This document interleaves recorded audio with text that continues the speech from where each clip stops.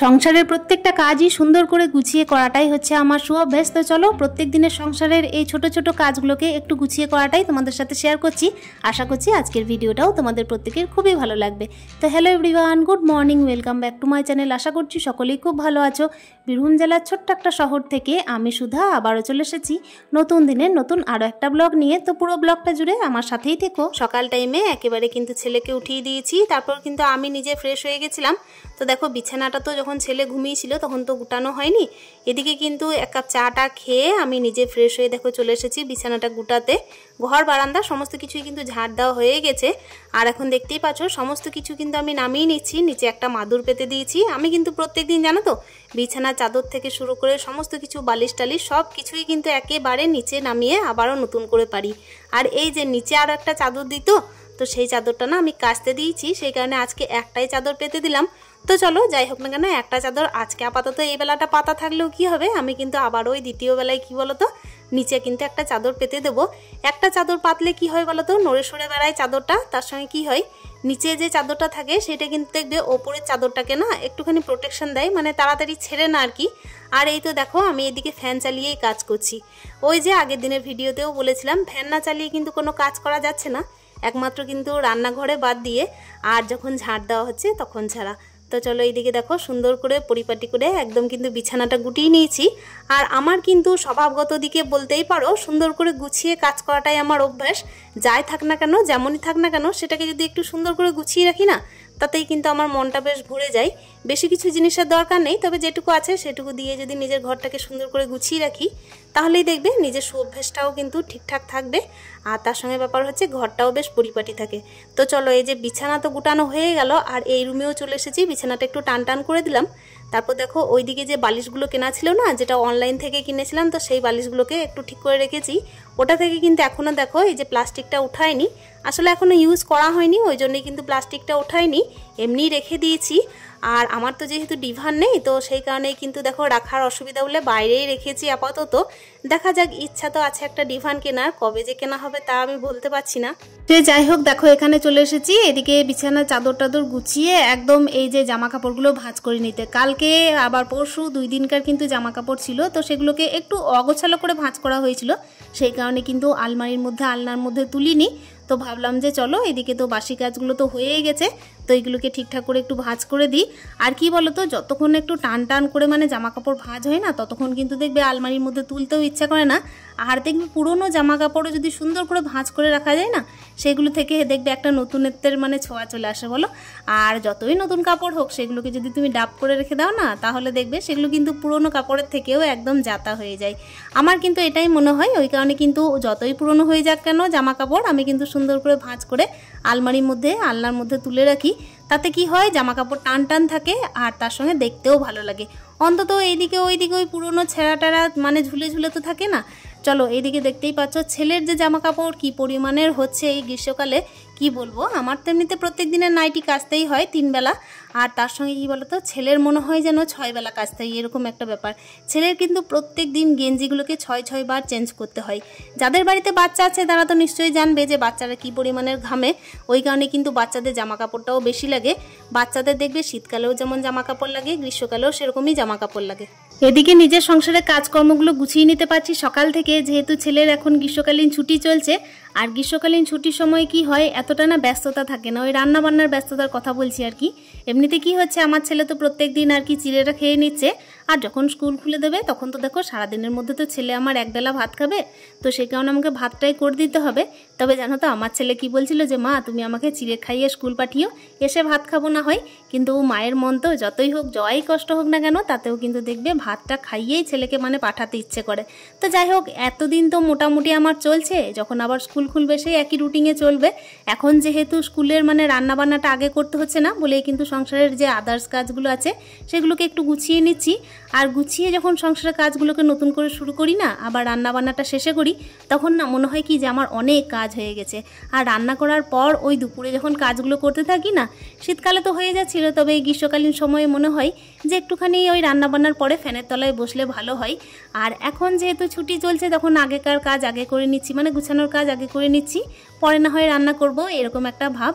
তবে সংসারে যে কাজ আগে করো কিংবা পরে করো, কাজ তো কাজ, তাই না? সবই কিন্তু করে নিতেই হয়। আজকে কিন্তু অনেকগুলো জামা কাপড় ভাঁজ করেছি বন্ধুরা, ওই কারণে একটু সময়টা বেশি লেগেছে। তবে যতটা সময় দেখানো হয়েছে তার মধ্যেই কি আর হয়েছে, কাজগুলো দেখবে যাতেই তুমি করো না কেন সেটা কিন্তু সময় অনুযায়ী দেখাতে গেলে অনেকটাই বড় ব্যাপার। আর একটা সংসারে যে কতগুলো গুছানো কাজ থাকে সেই কাজগুলোকে যদি আমরা দেখাতে যাই না তাহলে কিন্তু অনেকটাই বড় ব্যাপার, তাই না বলো?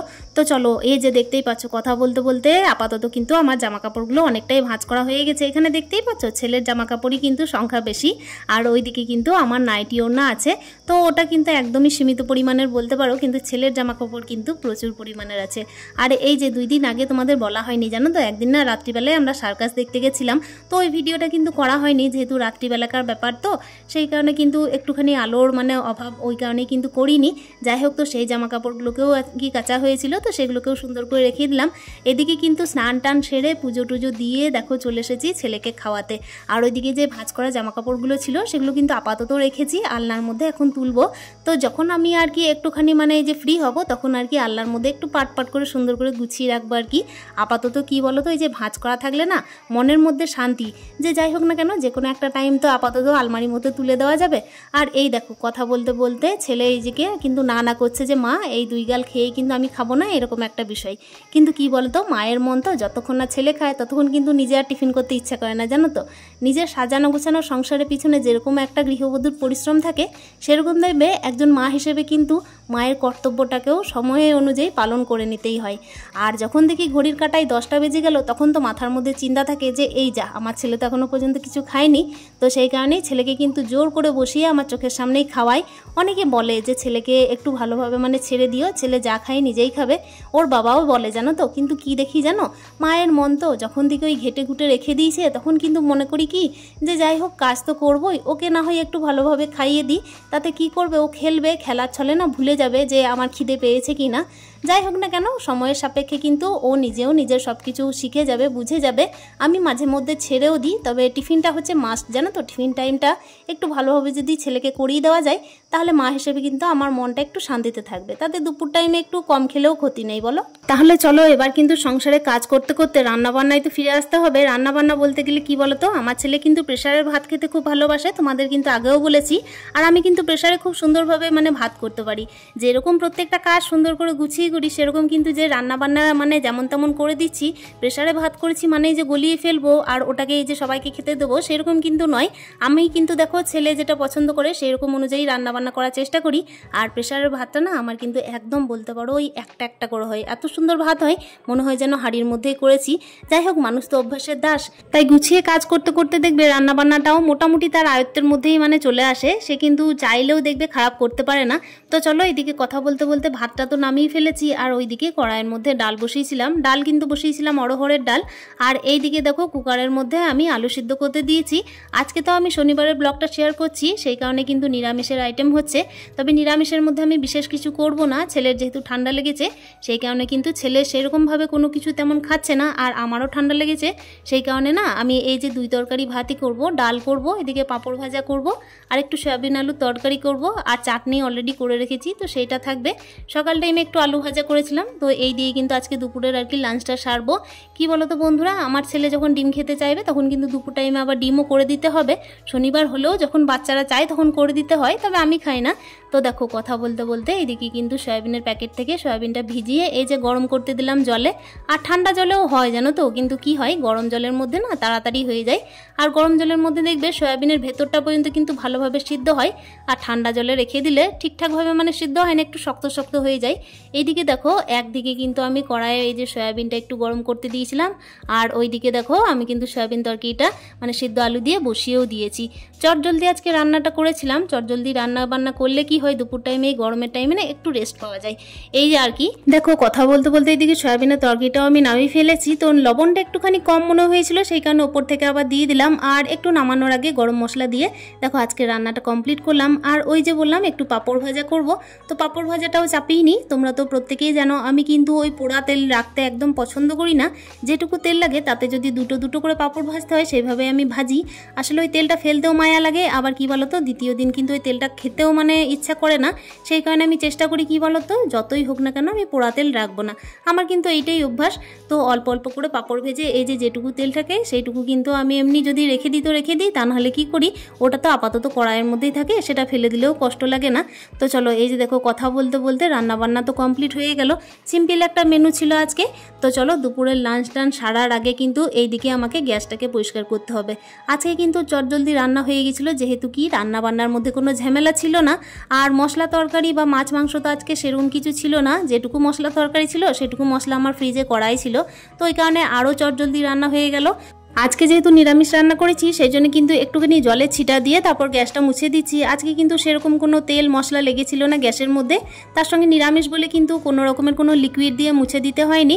দেখো এদিকে কিন্তু গ্যাস ওভেন সমস্ত কিছু মুছে দেওয়ার পরে এই যেদিকে স্ল্যাবগুলো আছে রান্নাঘরের, তো সেই দিকে আর কি একটু সরিয়ে মুছে দিচ্ছি। তবে গ্যাসের তলাটা এখনও মোছা হয়নি, সেটাও একটু মুছে দিতে হবে। গ্যাসের এই যে উনুনগুলো আছে সেগুলো একটু পরিষ্কার করে নিতে হবে।